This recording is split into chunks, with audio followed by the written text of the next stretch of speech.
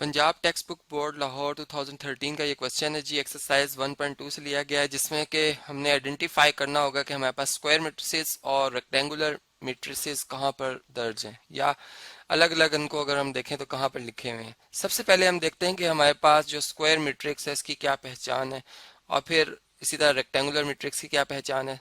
तो square matrix के लिए हम ये कहेंगे कि एक ऐसा मैट्रिक्स जिसके नंबर ऑफ रोज, मैं यूं कहूँगा कि जिसमें रोज की कतारों की तादाद, ठीक है, और इसी तरह जो इसमें नंबर ऑफ कॉलम्स हैं, कॉलम्स जो हैं वो भी इसी तरह से हमारे पास जो है वो बराबर हो जाएं।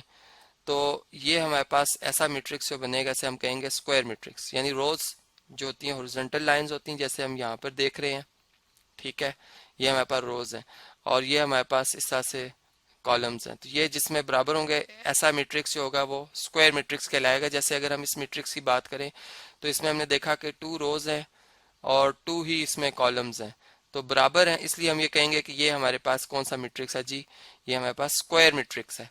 और इसी तरह से इसका ऑर्डर भी अगर हम देखें तो यहाँ पर हम इसका ऑर्डर भी पहचान सकते हैं कि इसका ऑर्डर 2, यानी पहले रोज की तादाद और फिर बाय 2 यानी कॉलम्स की तादाद। फिर इसी तरह अगर हम रेक्टेंगुलर मैट्रिक्स की बात करते हैं तो रेक्टेंगुलर मैट्रिक्स बेसिकली वो मैट्रिक्स होगा फिर कि जिसमें नंबर ऑफ रोज और नंबर ऑफ कॉलम्स जो हैं वो बराबर ना हो। तो मैं इसी बात को जो है यहाँ से कॉपी करता हूँ, और इसके लिए सिर्फ हमने ये कहा कि इसमें बराबर नहीं होंगे।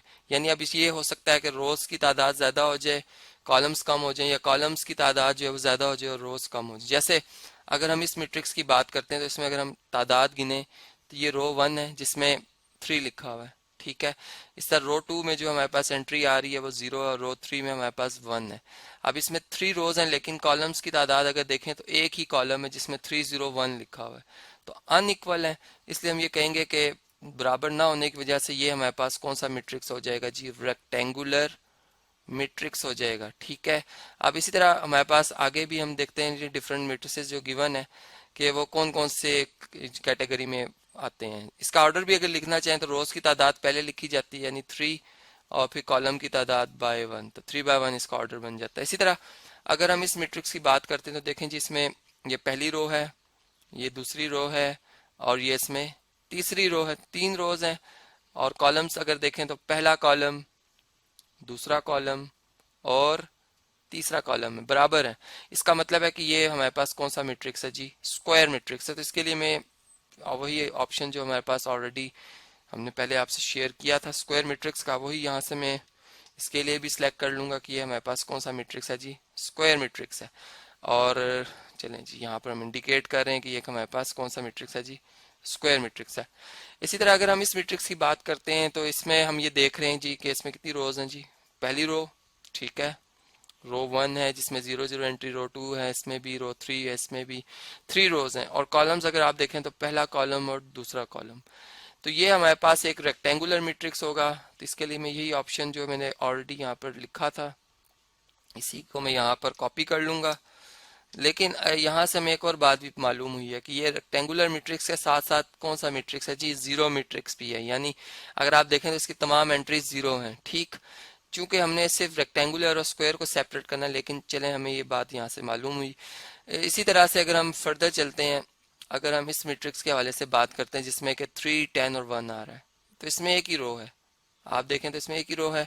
और कॉलम्स कितने हैं, अगर कॉलम्स की तादाद गिनी जाए तो पहले कॉलम में 3 आ रहा है, दूसरे कॉलम में 10 आ रहा है, और तीसरे कॉलम में 1 आ रहा है। यानी फिर इसका मतलब है कि ये कौन सा मैट्रिक्स हो जाएगा जी, ये भी रेक्टेंगुलर मैट्रिक्स होगा, जिसके लिए मैंने यहाँ पर इसको इंडिकेट कर दिया कि हमारे पास रेक्टेंगुलर मैट्रिक्स है। अब हम देखते हैं कि लास्ट में जो हमारे पास मैट्रिक्स है ये कौन सा मैट्रिक्स हो सकता है, यानी क्या ये स्क्वायर है या फिर रेक्टेंगुलर है।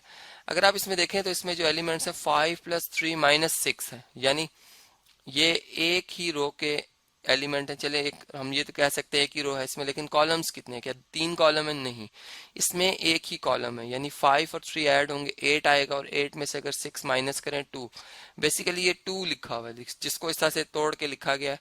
तो अब ये हमारे पास एक ही कॉलम है इसमें, तो हम ये कहेंगे इसमें रोज और कॉलम्स चूंकि बराबर हैं, इसलिए ये हमारे पास कौन सा मैट्रिक्स हो जाएगा जी, स्क्वायर मैट्रिक्स होगा। ये मैंने यहाँ पर इसको लिखा हुआ है, इसी को मैं यहाँ से कॉपी कर लेता हूँ और इसके लिए इसको सिलेक्ट कर लेता हूँ। तो इस तरह से हमने देखा कि हमारे पास जब भी ऐसा मैट्रिक्स जिसके रोज और कॉलम्स की तादाद बराबर होगी उसे हम स्क्वायर मैट्रिक्स कहा करेंगे। और एक ऐसा मैट्रिक्स जिसमें रोज और कॉलम की तादाद बराबर ना हो तो उन्हें हम क्या कहेंगे जी, रेक्टेंगुलर मैट्रिक्स।